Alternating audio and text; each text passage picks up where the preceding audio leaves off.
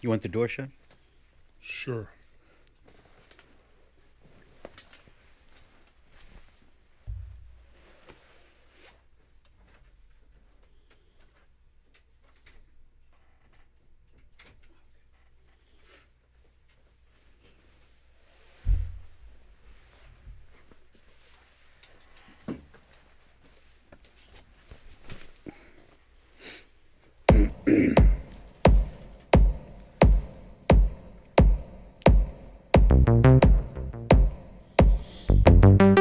We'll do it live!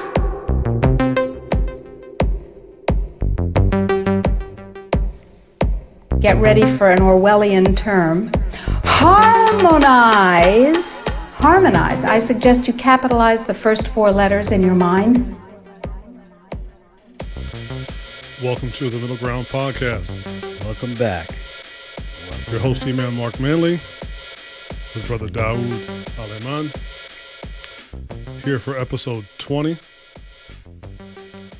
Let's get all the cameras turned on. Heard some good intro there. More and more Americans Orwellian eat halal food nightmare. daily.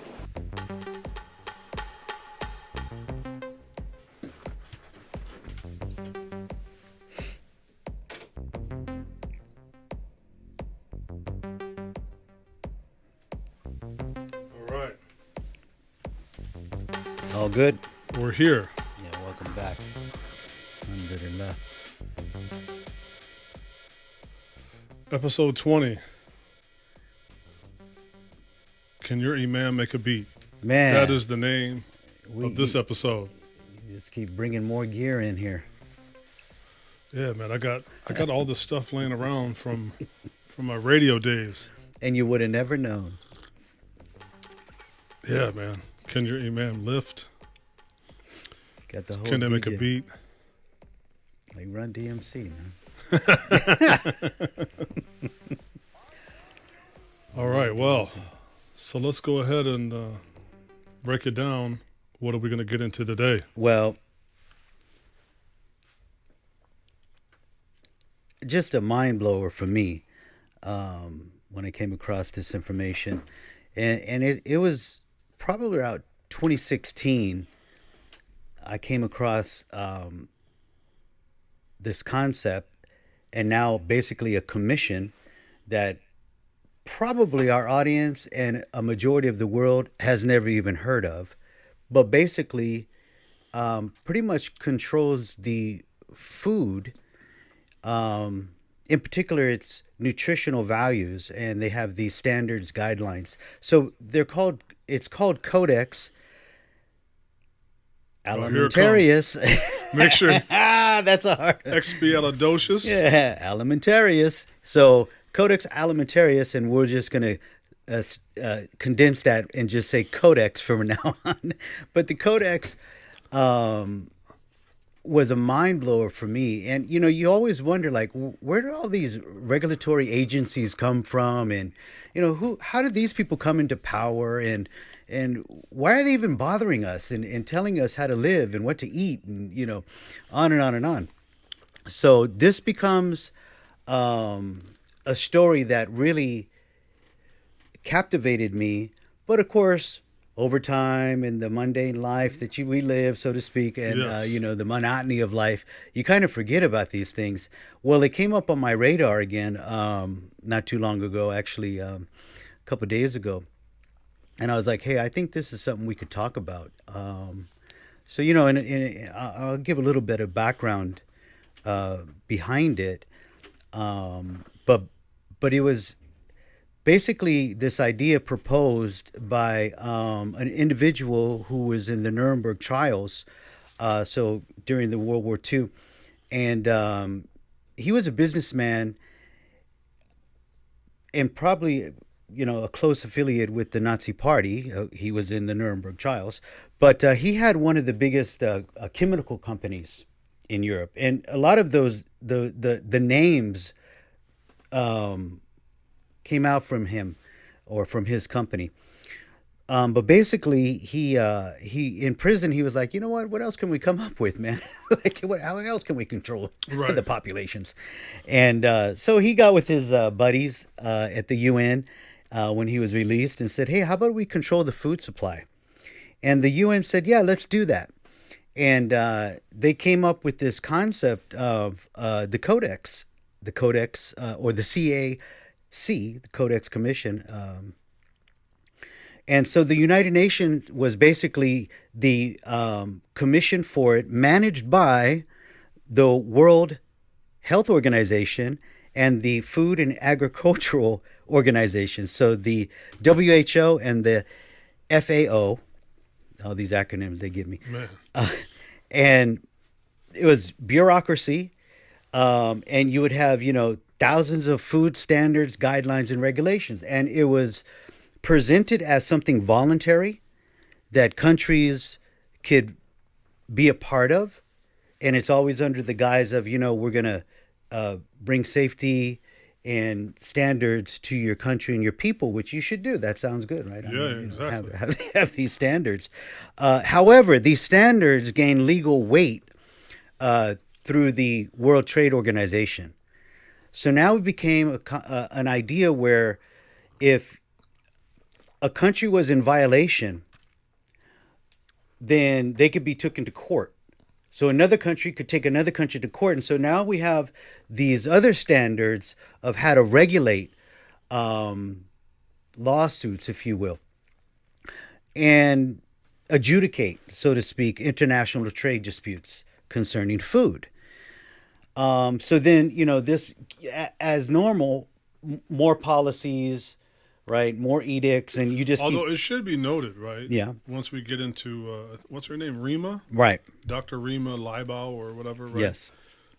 She reflected that while it has the appearance of being some sort of, regulatory board or whatnot, that it's actually just a trade organization, right? It's a trade organization, and therefore its focus is on trade, which, not to demonize trade, actually, alhamdulillah, like trade is a good thing, business is a good thing, profits are a good thing, or they're not evil in and of themselves. But she was saying that it can lend itself to have this feeling that it's like a kind of consumer protection agency, right? Which it is absolutely fundamentally not that at all. Definitely. And so always, again, the guise is always to protect you, but we're going to have to take some of your rights away. We're going to have to, you're going to have to kind of strip down your normal way of life, if you want, If you want to play ball. Right. So, especially if it has this far reach where it's going to control how international business is conducted. And so it's going to affect things on a very broad level, right? So it's going to affect, how food is grown and produced, in your country. And it might even affect, even though it might have the appearance of having safeguards and being some sort of consumer protection agency, actually it can be quite the opposite, where food will be produced in a way that is actually potentially detrimental to human health, right? It becomes weaponized. Right. It can, even if it isn't nefarious, right? Even if it's just simply, due to nothing other than just the greed of wanting to maximize profits at all expenses, which tends to be an all too common occurrence, right? So, again, it can have this false appearance that it's gonna protect you, which I think the part that I want to emphasize throughout this, it's not just like rehashing a so-called conspiracy theory, even though it's clearly not just a theory, like it's real. Yeah, but just I think our community tends to fixate on the slaughtering of meat as the only real major consideration for food, and that I think the conversation that Islam wants the human being to have is, as Allah says, أَفَلَا يَنْظُرُونَ, don't they look, إِلَى طَعَامِهِ فَلْيَنْظُرُ الْإِنسَانُ إِلَى طَعَامِهِ. Let the human being look at their food. How is it made? How is it made in its natural state? Meaning, like Allah Ta'ala has made the animals and the plants, and right. that in our consumption of those things, you might think like, I'm just eating a steak, I'm just eating an apple. But if that apple has been bombarded with all kinds of chemicals, and if that cow has been part of a chain of biomagnification of toxins, right? Now you might think, even though you can have all of the nomenclature of grass-fed and organic, well, what if the grass that it was fed is Contaminated, toxic, contaminated, or that we need to go beyond labels. Right. And so, bringing awareness to the community and everyone at large about the impact of this, because they're controlling the standards here. And what that means is that they are initiating policy in regards to the threshold of toxins that one might have. And I've always wondered, how do they get away where you could just put glyphosate, I think that's the name of it, a weed killer, Roundup basically. Yeah. You could just spray it, and it's like one of the most toxic. I mean, it just kills vegetation it's that. Known to like, have these right? issues, right? And yet it's like ubiquitous in its, You could just spray it, we're spraying all of our fruits and vegetables with this, and that's okay. Well, because they've lowered the threshold of toxification of the body. Well, the human can handle that, Yeah, I mean, she, it was interesting in her talk, and I'll link to it in the show notes, right? In her talk, one of the things she talks about is, and I mentioned this is like the police, when the police brutalize somebody, and then they say we're gonna do an investigation as the police to investigate ourselves of this brutality that we have committed, right? And then 9 times out of 10. 99 out of 100, 999 out of 1,000 times, right? Well, we didn't find any malfeasance and such and such. How can you investigate yourself, right? It's not possible for you to do that.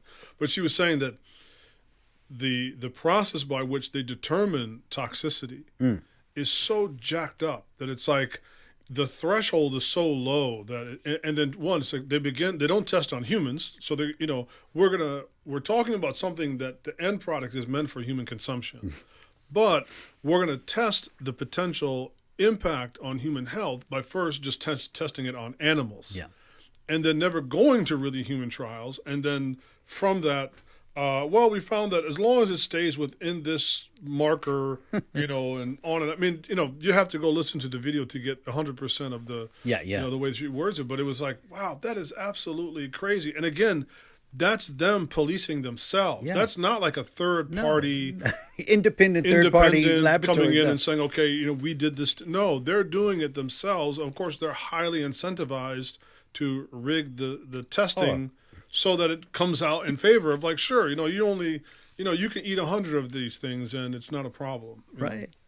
And as you started off with, and that was Dr. Rima mentioning, this is like there's a term there, harmonization. Get ready for an Orwellian term. Harmonize. Harmonize. I suggest you capitalize the first 4 letters in your mind. You have to accentuate the harm and harmonization. Right? Get ready for an Orwellian term. Yes, I think that's harmonize. Harmonize. I suggest you capitalize the first 4 letters in your mind. Of course, she's being tongue in cheek, and some might say, she's not being serious, but it's real, man. That there is a real risk of harm. So, the idea here is that the Orwellian nightmare that she kind of alludes to, and in jest, but is quite serious, is the idea where they flipped the words, or at least kind of minimized the idea of nutrients and toxins. Yes. And toxins have become acceptable and almost like nutritious, and nutrition such as vitamins and minerals, well, we're going to have to regulate those because they could be toxic. Right. So what? Right, yeah. So this is where we're at, ladies and gentlemen. Now, by the way, that was around 2005. As the Imam said, he'll provide the link. That's around 2005, I believe. It's like the National Association of Nutrition Professionals or something. Yeah. We'll provide another link that is a more updated discussion with thank God we do have, if you will, the good team there, and they're actually fighting for human beings, Right. and they get a seat at the table. And this, I believe he's a doctor. He expresses the fact that, hey, at least we have a seat at the table, and our vote does count. Like, we can Sure. say we object. Yeah. And they're so confused over there. They're like, well, why would you object to that? I mean, what's wrong with that if they eat bugs? I mean, and so, they got to write a report and explain all of this stuff and go to other commissions such as the FDA, or I think he's in Europe. But the point is that there are watchdogs out there that are monitoring these things. And like we said, it's not fabricated. You can go online, you can look up the codex. Oh, yeah. No. And you'll see the commission, and it's there, and it's vibrant, and they're regulating your food, and you wonder why you got so much toxins in your food and it's acceptable, right? How did they get away with that? Well, these guidelines, And I think too that the conversation will also eventually have to include, we didn't arrive to this point of being so isolated from the way that food gets to us in the modern time. And that there's been this process that took place over the course of, let's say a solid 100, 150 years of the incremental industrial manufacturing of food versus just simply growing food. And so as we've become more urbanized as a civilization, as a society, that we've now come to almost accept it, that it's not just as natural perhaps, but even more natural that you go to a supermarket to get your food and it's wrapped in cellophane and it's been through this super process, for the food to arrive at you, such that if you were to take the average person to a farm and they'd have to deal with like the smell and the blood and the very violent and visceral way that meat gets to your plate, that most people would probably become vegan, just because they couldn't handle the reality of that. Right. But we've been slowly climatized to accept this very alien, artificial, and isolated way of food being produced, such that now we're in this crisis of it's the exception. That is, if you think about it, today you go to the store, there's a special small section labeled organic, even though 150 years ago that was basically the default, going back until Adam and Eve alayhim salam in the garden. Like, that was the default. Right. Now Yeah. you have to make an extra special effort to get organic, and then even now that's largely a marketing label because most organic food is so heavily processed. Now it might be a few steps better for you, but there's something really crazy that, and I also feel that it's also not coincidental that this has emerged in Western civilization. Right. And I say that as a person that's a Westerner. Right, so I when I talk about Western civilization, I'm not all about like, down with Western civilization. Nonetheless, though, this is a legitimate gripe. This is a legitimate issue that we have, especially if we want to fix it and make it better. Yeah. Well, and that's the interesting thing you brought up in regards to this little section of organic, and then the price is ridiculous, right? Yes, there's a premium. And it would seem to be that, well, you don't have to use pay for this toxic poison pesticide. Like, there's relatively less you might have to do in the process of growing. So why are we paying more for it? Right. So again, it's almost like a kind of taxation, right? You want to be healthy? You want to be somewhat healthier and not as exposed, because there's no getting around it. Yeah, but you want it's to be not as exposed to the toxins. So now you're going to pay $10 a carton for blueberries instead of 4 or 5. So it's like a kind of tax. It's upside down world. Oh. And so let me read you a little excerpt here of upside down world. So she had mentioned that U.S. law and dietary supplement health. The Dietary Supplement Health and Education Act of 1994, which treats nutrients and herbs as foods and allows for high dosages. Contrast that with the Codex regulations.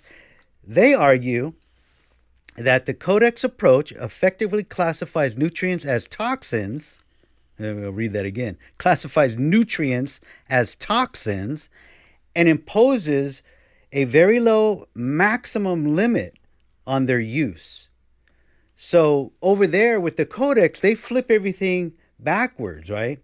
And we become conditioned to it because here's my thing. Before I even understood what organic was, I'm a young guy, 26. We're eating whatever, right? I mean, as a matter of fact, that's way too expensive. I'm just going to get this white bread over here. Yeah. Because it's much cheaper. Yeah.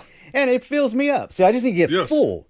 So most of us think like that. As my dad would say, those Walmarters, what are you? Don't be a Walmarter. Yeah, Dad, it's cheaper, man. But that's the right? background I came out of too. And you would say to yourself, we're maybe under this weird hypnotic idea that, our government wouldn't do that to us. I mean, they wouldn't give us something so bad it's going to kill us. Well, not outright. He won't die on the spot. Right. But eventually that stuff the toxins build up on you to where later in your later life, as you get older, you got these cancers. Oh, we've never heard of that. This is some super cancer. And it's not just that. It's the cancer, the diabetes, the heart disease, the respiratory issues. Man. It's like we're slowly drowning under this, tsunami of toxins in our environment that build up. And, my concern too now is also how this can biomagnify or get passed down the chain from parent to child, especially for, women who are breastfeeding.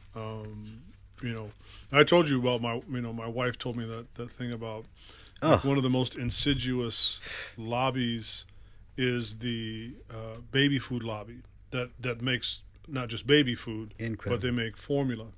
Yeah. And that they have lobbied against paid time off for women, right, after childbirth, because they're like, man, if women go home for 6 months, 12 months, and they're just at home feeding the child breast milk, they're basically cutting us out, So they have lobbied to push. That's why the United States is the lowest on the ladder when it comes to guaranteed paid time off for maternity leave, which is 0. Right. And that's a lot to do with this baby food lobby, which is like, no, we want women, if they are gonna, we don't want them to go home. We want them to go back to work, because if they go back to work, they're not gonna be able to breastfeed. They're gonna have to use baby formula. So it's like a racket. Yeah. It's like I said, it's like the mafia that is like, Luigi or, Joe walks in and is like, you need our protection. I'm like, what protection do I need? Fine. Well, if you don't pay us the protection money, you're going to need protection from us. Right. We're going to knock your head in, right? So next week, right? And so it's crazy. It's like the same kind of thing. It's like a mafia racketeering scheme. It is. And, you remind me then, that the big issue with baby powder, talcum powder, Johnson & Johnson, that big lawsuit. Right.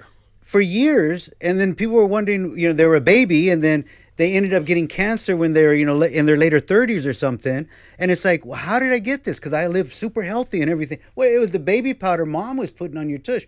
It's like, why would you even be putting chemicals in? But like you said, so it's some weird. And what is it that drives this, right? I mean, I think one part is just simple greed, right? That if you want to produce something that is going to be, wholesome and beneficial, probably is going to take more thought, more ingenuity, more time, right? And so if the bottom line is just more profits at any cost, I mean, again, in Islam, like one of the biggest sections of any book of fiqh is going to be on mu'amalat, right? It's essentially like Islamic trend, transactions, Islamic finance, business. Like that's a huge component of when you study Islamic jurisprudence, is how to conduct, transactions and contracts. And so obviously like business is extraordinarily important to Islam, to Muslims and Muslim civilization. But it's not at any cost, where in this civilization, You make as much money as you can, Harming people. at any cost. Harmonizing. And yeah, harmonize, exactly. I gotta play that. Just the way that she says it, man, is like Get ready for an Orwellian term. Orwellian. Harmonize. Oh my God. Yeah, it's great. Yeah, so it's nuts. It's it's really despicable that we can't find ways to make money, to make profit, but at the same time not to cause just wanton, heedless harm and destruction. God. Well, and like Allah said, and they've corrupted the land and the earth. وَإِذَا قِيلَ لَهُمْ, right? And when it is said to them, لَا تُفْسِدُوا فِي الْأَرْضِ, don't cause corruption or chaos, قَالُوا إِنَّمَا نَحْنُ مُصْلِحُونَ. Oh, no, we are the best of the best. We are the people that are the do-gooders. Right. But matter of fact, these are the people that are quite the opposite. And that's what makes me think, that verse in Surah Al-Baqarah, it makes me think of when you see some gigantic corporation, whether it's, Coca-Cola, Google, whoever, Tesla, right? All this crap about your electric car, the harm that has to go into producing that car, from the paint to the battery to the, it's a total sham that somehow this is better for the environment. And what they do is they'll do this kind of corporate stewardship. Yeah. And so, Google will go and plant X number of trees, Right. even though all day long, every single day, all day long, there are these massive data centers that consume God only knows how much energy to run 24/7. I mean, how many terabytes or what's beyond a terabyte, of data that is being transferred around the globe all the time, and these servers that are running that are just producing massive amounts of heat and waste, and yet they can offset that by feeding a couple dolphins, or planting a couple trees, or having a windmill or whatever that it is. And it's such horse doo-doo, right, that they pacify people into thinking that, Right.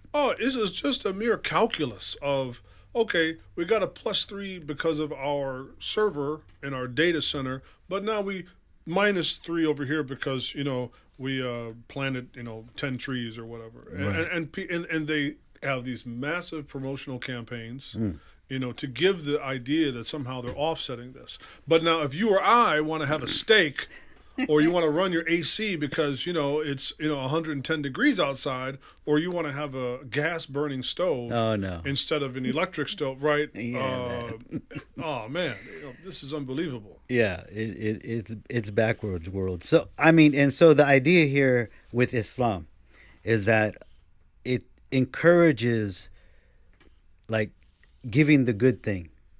Yes. Good food.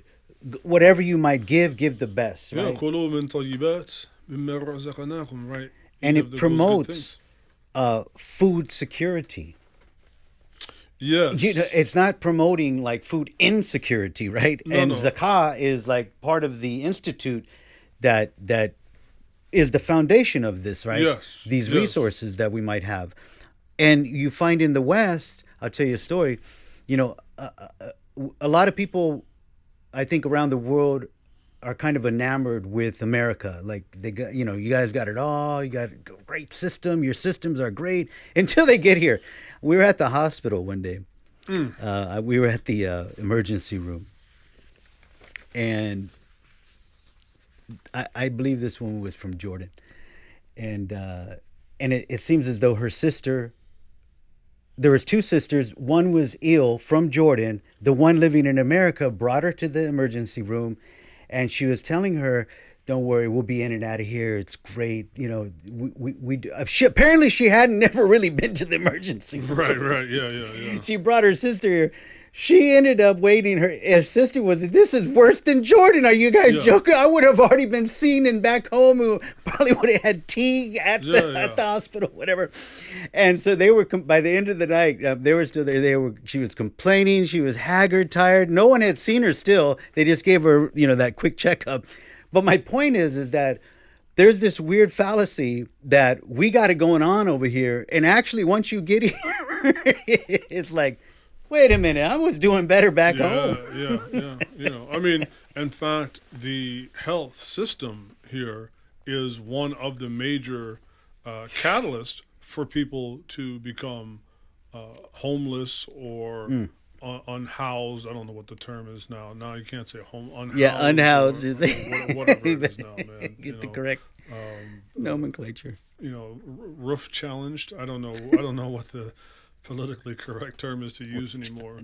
But no, I mean, if you like, even I was just thinking of the verse in the 75th chapter, Surah Al-Insan, where Allah says, "Wa yutmi'una ta'am ala hubbihi," right, and that the real do-gooder, right, is the person that feeds others who are in need of food, despite their love for it or even their need for it. Miskinan wa yatiman wa asiran. Whether that person is poor, orphaned, or even a prisoner, right? Even a prisoner. That there are certain base level.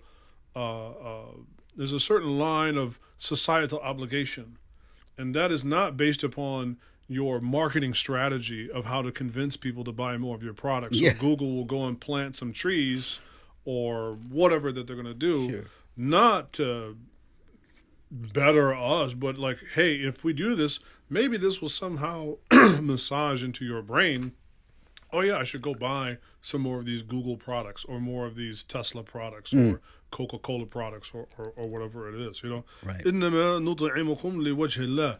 Right, so it's also the system is not God-centered. No. Right? So where in Islam, it's like, no, we feed people not for any humanitarian issue, not for any secular issue, not for any environmental issue. We do it for the pleasure of Allah. Right? لِوَجْهِ اللَّهِ لَا نُرِيدُ مِنْكُمْ. We don't need anything in return from it. Right? جَزَاءً وَلَا شُكُورًا. We don't need any reward. We don't even need for you to say thank you. It's a completely different worldview. Yeah. And in fact, again, this does not preempt you from making money, from doing business, from being very successful. Right. Actually, it will bolster it.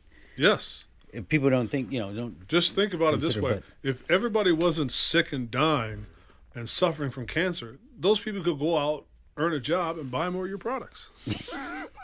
Exactly. So they're always thinking backwards. The dead can't greedy, dance. FOMO. Dead don't buy no groceries, man. That's right. They don't buy no electric cars. And I'm wondering, is it by? They got an agenda there too. We only need about 500,000 slaves. So to kind of extrapolate out a little further, as I was going through some of the literature here on all of the different organizations and treaties and their different concepts that they come up with, I remember if you maybe remember the TPP, I believe that was the Trans-Pacific Partnership. Okay. So it was a treaty that I think in Obama's time, where it would give Asian trade. There would be they would lower regulations, or they wouldn't be so stringent on certain things or whatever. And so that was kind of the marketing towards the American public, and get them to co-sign and say, yeah, it sounds great. World Trade Organization involved and everybody. Right. And it didn't really get the traction that it needed. And because some people read the whole 800-page stuff that's buried deep down in there. And just like the Codex, where they're here not to just regulate food, but actually regulate and then manage countries by force, like you were saying, mafioso style. But it's unlike unlike Lucky Joe that's going to walk in with like a baseball bat and a toothpick in his mouth and like, are you interested in some of our protection services?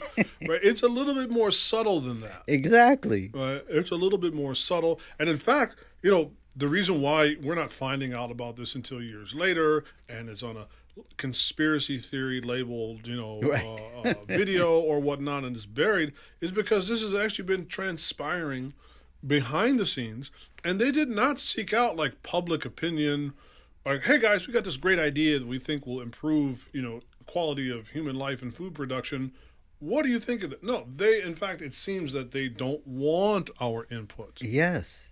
I mean, like I said, who would ever heard of that? I know many people never heard of the Codex, or probably even the TPP. Which, by the way, is just simply Latin for Yes. food code, right? They give it this really ominous Yeah. name, right? Yeah. What is it called? The Codex Aurelius, Marcus Aurelius, Yeah, or there you whatever go. it's called. But it's just like, all it really means is food code, right? But they Right. give it this sinister name. Elementarius Elementarius, yes. Commission, by the way. So the CAC.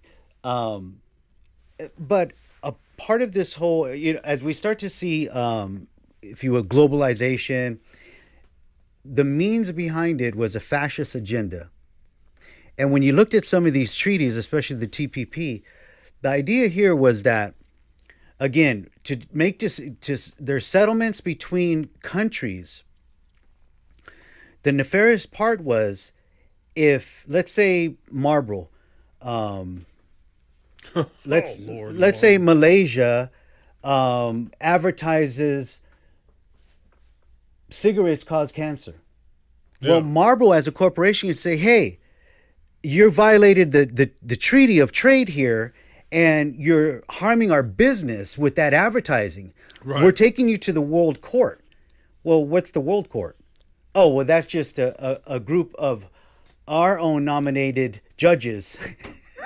Because according to the treaty, that's what it says. We can nominate who we want from our corporate cronies, and then we'll put you on trial. And then if we find you in violation, you're going to have to pay back X amount, whatever we deem.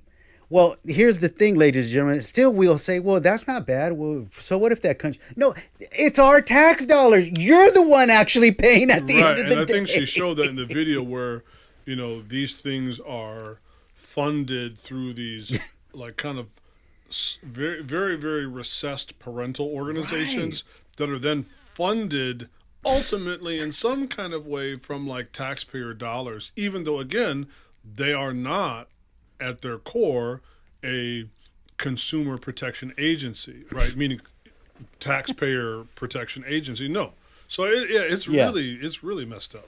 It is really bad. So another thing in regards to the toxins, I had sent you that the CDC, and I know a lot of people have never even seen this, the CDC ingredient list for vaccines. Oh yeah, here we go, man. I want to write this one down. And so along the line with the Codex, I'm gonna make this gumbo when I get home. Oh man, you got some concoctions here, man. I'm telling you, they love you. They love you. And so along with the Codex, remember they invert, toxins as nutrients and nutrients as toxins, and we got to, regulate that. But the toxin and poisons are good for you. And so I shared this. I had stumbled upon it during the pandemic, and I was trying to find out, well, what's in these vaccines that they're rushing out. And you can't find nothing. You don't know the ingredient. They never, until this day, you still don't know what's in it. They haven't revealed it. Partially. It's like grape drink. It's Kool-Aid. Like, high-powered Kool-Aid. Yeah, exactly. Sunny D. Yeah. It's like Sunny D. Tang. Hey, man, don't mess with Tang, bro. Yeah, Tang was, that's why I got diabetes. But Tang is my joint. Man. So I stumbled upon a vaccine list, and it'll actually be listed as, because you'll never find it that way theoretically. It's hard to find. It'll be the CDC Appendix B vaccine table. And when I started reading through the list, I was like, what are vaccines? Wait, we're injecting? They've allowed this to be injected in our children and ourselves? And I mean, these are, it gives you pretty much the whole vaccine list that, a child might take. Hepatitis A, B, you name it, DTaP, pretty much the gauntlet, all of the influenza shots. But the the reoccurring ingredient, the number one reoccurring ingredient that you'll find in this is aluminum. By the way, aluminum, I think in parts of Europe, you will never find that in their deodorant. They know it's toxic. And we have nothing. Yeah, but bro, this is America. Well, Okay, so this is the land. we're a little of the more free. sophisticated. Yeah, I mean, we do things a little bit. We do things a little bit differently. You're not here, like them like Bill Europeans. Riley said. We'll do it live. We're gonna do it live, man. Yeah, I mean, we're gonna do it live. We do things differently here, man. A little bit differently, aluminum. You have polysorbate 80, and which is a binder. It will fuse water and oil. So it's usually used so they don't rise. The oil doesn't rise from the water. But that's highly toxic and causes cancer. Polysorbate 80. So if you start to see polysorbate 80 like in your ice cream, because I've seen it nowadays ending up in our ice creams, stay away from it. Just Google it. You'll see polysorbate 80. That's bad. Formaldehyde. Why is formaldehyde? Now you're gonna take my Twinkies away. You know, they're loaded with it too. Yeah. Oh, yeah. I think that's the primary ingredient: sugar and formaldehyde. And these are the basic ingredients. So I'm like, so what's a vaccine then? Where's the thing that kills the? All of that kills the virus while it's killing you too. Oh yeah. No wonder it's pretty effective. It's anti-life. This is anti-life. And there's a lot of other stuff in here. I mean, depending on the vaccine. You'll be like, wait a minute, why? Well, again, I think that's because we have developed a civilization of where we are all siloed, right? So we are not intimately connected with how things are made, with how, and I get it. Like, there's one thing to say, like, okay, like I'm neither a doctor, I'm not a chemist, I'm not a scientist, and so sure. Obviously, I would have to give sway to somebody that's a specialist in a field, but that's different than people just being so completely isolated and siloed away. Especially if we're going to have this civilization that's going to produce these things that everybody's going to touch this, or rather, it's going to touch everybody, right? And that's a problem. Now, I'm not saying the solution is everybody has to become a PhD in chemistry or physics, but at the same time, I do feel that there does need to be a broader education to understand maybe in some way that at least a layperson can appreciate and have a better grasp.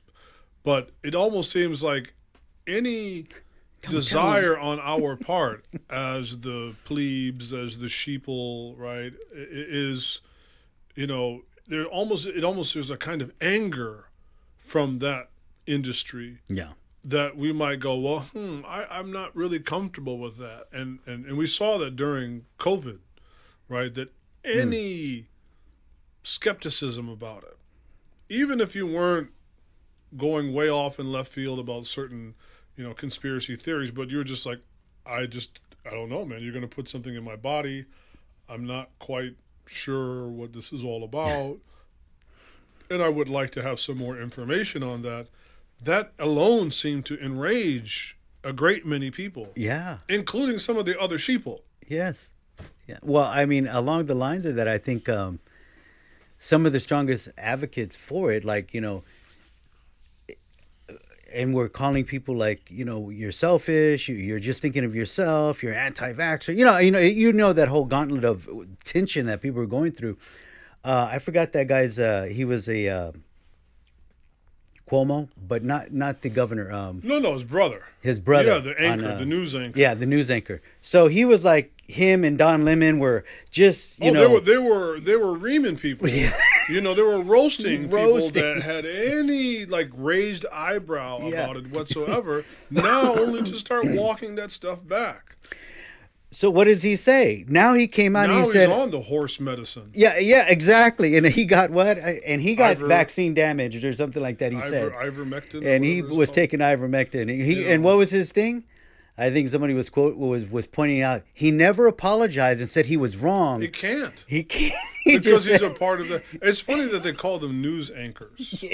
They're not journalists, right? No, They come before you as CNN or MSNBC or Fox News, I don't care, any of them, they come before you as this news channel, whatever, under the guise that somehow these people are journalists. They're not journalists whatsoever. They're just a dude with a stiff haircut, you know, and or a girl with a low-cut dress, and they come and they're just reading off of a teleprompter, and, you know, they have a certain look and a certain polish to convey to you. Oh, they got that down. Right? So that you should trust them, and they will completely, you know, assuage any of your concerns.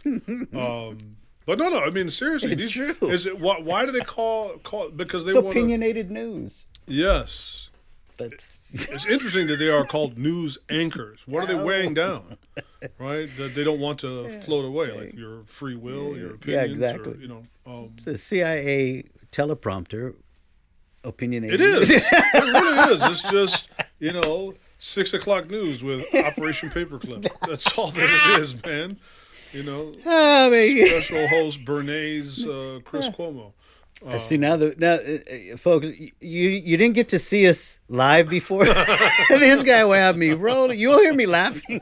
It's true though, right? It's very true. Paperclip. It's true. It's true. So then, you know, and that's the problem about 10. This is a little faster since the COVID thing, but where people, you know, finally those who were on the other side, whatever, you know. And again, this isn't to discriminate. Everybody, like you mentioned, we need informed consent. Yeah. We don't need a PhD, but at least tell us, like, well, by the way, there's polysorbate 80 and it's known to cause cancer, but it's up to you. I mean, this could help you. Remember with Muawiyah, the doctor came to him, he was stabbed, or, you know, during the fitna, and someone cut him. And he said, the doctor told him, listen, I got this poison. We can do we can burn you and cauterize it. Yep. Or you could take this potion, but it's going to make you impotent. Yeah. He said, man, I have no appetite for nar, so for the fire. Yeah. So just give me that poison. I have kids already. I'm good. Yeah. I'm good to go. But there was informed consent. Like, these are the two days. This was going to happen, man. You might have had to throw me on the grill, bro. I don't know, man. You might have had to throw me on the grill. I ain't going in. I love it. Yeah, me neither. Yeah. Throw another shrimp on the Barbie, man. I don't know. Give me that leather belt. Yeah, exactly. Just bite down. Grit down. But the informed consent is not there. But 10, 20 years later, the truth comes out. After everybody's damaged, they say, like, you know, Johnson & Johnson, oh, sorry. You know, or they pay out under the table and you sign the, what did somebody say, NDA? Non-disclosure agreement. Yes. Non-disclosure agreement. Yeah. So that they can admit no wrongdoing. Well, if you're not admitting wrongdoing, then why are you paying damages, right? It's just this. Also, again, there's so many threads. It's like the language and the infrastructure of our legal system also is so frustrating, because if somebody suffers harm and they sue a company, and then as a result the company pays damages, but then they sign this so that we're admit no wrongdoing, then why are you paying? What do you just want to be nice? No. Well, that was another eye opener for me, that something's wrong with the system, is when I found out, I guess it was the 80s. I think Reagan may have signed it, where pharmaceutical industry can't be sued. They have an immunity. They do have this slush fund to pay out money. Right. But that's different, right? But I mean, that was kind of like during COVID. Like, I think initially, like with Pfizer or whoever it was, it's like, you're going to have to take this, because if you don't, you can't do it. You can't go to work. You can't go to the grocery store. You can't do this or that. Your kids can't go to school, right? Man. At the same time, however, if your leg falls off, or you grow a third leg, right, or a third arm, or a third eye, or third neck, or whatever, right? If that happens, you can't sue us either. Oh my God! Right. So really, really despicable. Yeah.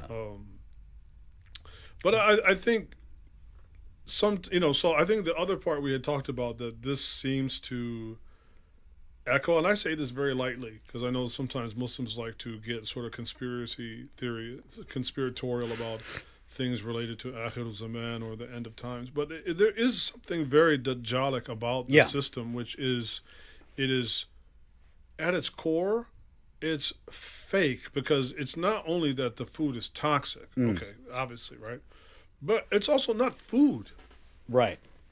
Right? It is not food, but it's with the illusion. So there's a very interesting hadith that is related in Muslim, in which Al-Mughira comes to the Prophet ﷺ, and he asks him about something that he heard another person relate to him, that he had heard the Prophet ﷺ say about the Dajjal.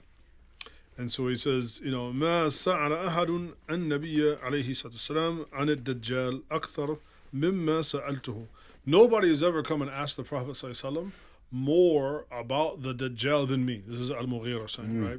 And so he comes and he wants to know about this claim that during the time of the Antichrist, right, during the time of a Dajjal, one of the great feats that he will do is that he will be able to have like these mountains of food, right? And so the Prophet ﷺ says, what, وَمَا سَأُلَكَ, right, why do you ask this? And he said, قُلْتُ إِنَّهُمْ يَقُولُ مَعَهُ جِبَالٌ مِّن خُبْزٍ وَلَحْمٍ وَنَهَرٍ مِّن مَاءٍ, that the Dajjal will be able to produce a mountain of bread, of meat, and of water. And so, it meaning that how is this possible? How can you have a mountain of meat or a mountain of bread, right? And that at the end, like everything else with the Dajjal, it's mainly illusion, or it's him being allowed to, by Allah's permission, to manipulate the shayateen or the devils or the jinn, right, to do these things, or it could just be a great illusion. And that's why when he's finally killed, he will just dissolve, right? It will just dissolve because it's ultimately fake. And so, Al-Mughira is really, really upset. He's like, kind of like upset by this. And so the Prophet ﷺ was like, why does this bother you? And so he replies to him, he says, هو أهون على الله من ذلك. He said, this person and the things that he can do are minuscule in the sight of Allah. They're, meaning that don't allow the presence of it to demoralize you. And I think that we see, we're living in this system where we see lots of, all the things we just talked about. Things are very toxic, but I think we have to be clear-headed to not be demoralized and intimidated, and think of, intelligent ways of how to fix the problem. So like one of the things is the growth of the halal food industry. Yeah. Right. And so there's a little clip I wanted to play by this guy who's I think he's an Afghan brother, and he was talking about how the halal food industry has grown, and that even non-Muslims have come to see and appreciate the value of what halal represents as a more holistic system. More and more Americans eat halal food daily. My customer base, I would say that a good majority is Muslim customers, but like I said, Americans are now knowing what halal meat is, and they're choosing halal meat over regular meat, and they know that it's healthier. They know what the Islamic guidelines are for halal meat, so that's why they're choosing halal meat over regular meat. So I think that's encouraging because when I was living in Philadelphia, 10 years ago,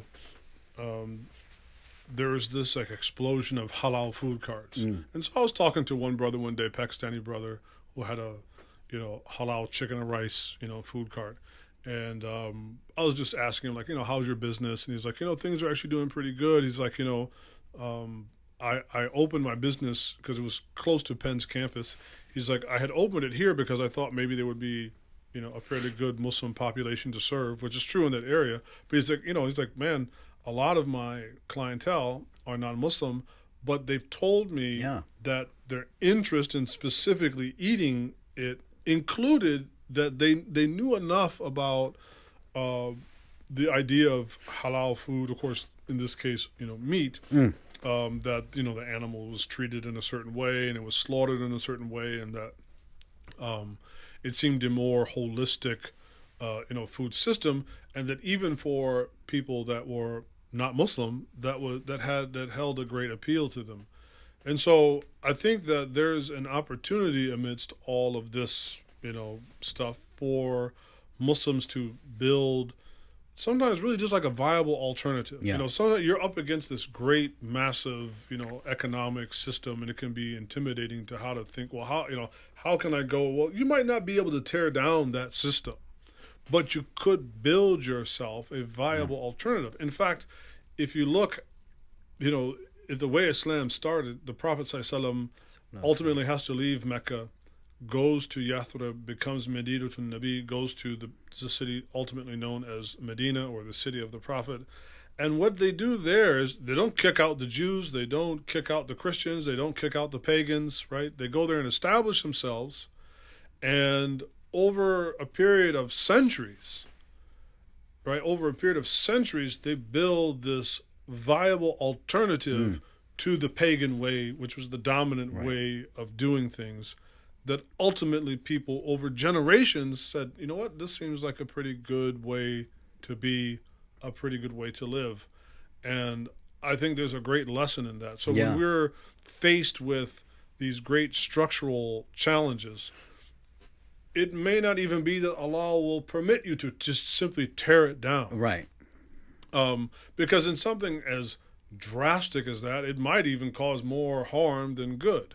Rather, building holistic, God-centered alternatives where people are then incentivized on their own to come in and participate, I think, inshallah, can be a way to confront the problem, but not always in this, we're just going to tear down the scout. No, Allah may not even permit you to do that. Right. And in fact, if there was any scenario in which that simply would have happened, it would have been in the time of revelation, and that's not the way that it took place, right? So that's why I like the little clip. There's just, and there's maybe I'll put that one in the show notes as well, as where they just talk about the growth and the development of the halal food industry. Yeah. Now, my issue is that halal has come to only signify meat, which, of course, there's no doubt in the Sharia that there are strictures about the slaughter of meat and on, and that's an important part of it, because, humans are going to eat animals, so that's an important part. But I think it should extend to these other things as well, because Allah does say, "Kulu min tayyibat," eat of the wholesome things that includes animals, but also includes other things as well. So I think that there's great economic and entrepreneurial opportunities. I think, again, we're in this situation because we, or our predecessors, gradually made this decision to become urbanized and become isolated and detached from the way the food. Because if you don't eat food, you die. Yeah. Right. You have to eat every day, and yet most of us have no idea how any of the food or any of the basic medicines, how are they manufactured, how are they made? We're so cut off from that. Right. That maybe there's an opportunity for Muslim businesses to start to develop, alternatives for, the supplement industry or even medication. I know probably creating an alternative to big pharma would be a challenge, but, perhaps, and maybe that's your version of corporate stewardship, right? Is just to be more transparent of like, hey, this is how we make our medicine, right? You're still part of the overall, pharmaceutical industry, but this is how we manufacture, our products, and of course, as it relates to food. So I think we need to be positive. Oh yeah. And draw from these examples, right, from our deen, to think of, again, I think viable alternatives that people would willingly depart the toxic system and come into the holistic system. Yeah. You know. No, 100%. But of course, the Codex will never let that happen. So you're. Oh yeah. No. I Get gotta ready do it for an now. Orwellian That's term. cool.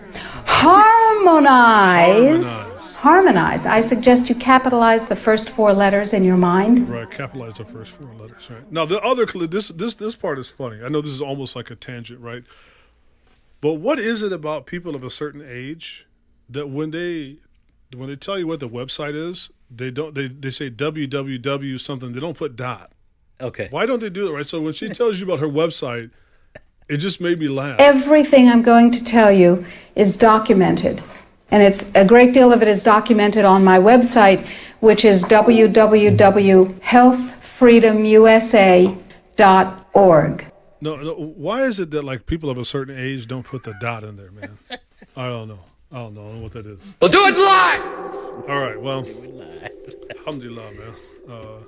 Is that good to go? Alhamdulillah. You know. All right. Another one. We'll get our little outro music going here. Yeah. Problem, solution, reaction. All right. Well, this has been episode 20 of the Middle Ground Podcast. Hope you've enjoyed the live stream experience. And we planned initially to do this on Wednesdays, but we had to make a little scheduling adjustment this week. So hopefully we'll keep you posted if we'll be back next week on Wednesdays at 5 p.m. But if you just go ahead and subscribe to the YouTube channel, then you'll get notified either way when the next episode is out. I'll be putting all the show notes up on the YouTube channel as well as our Substack, so you can also subscribe there. You can check us out on Spotify, Apple Podcasts, all that good stuff. So, jazakumullahu khairan, man. Assalamu alaikum. Alaikum salam.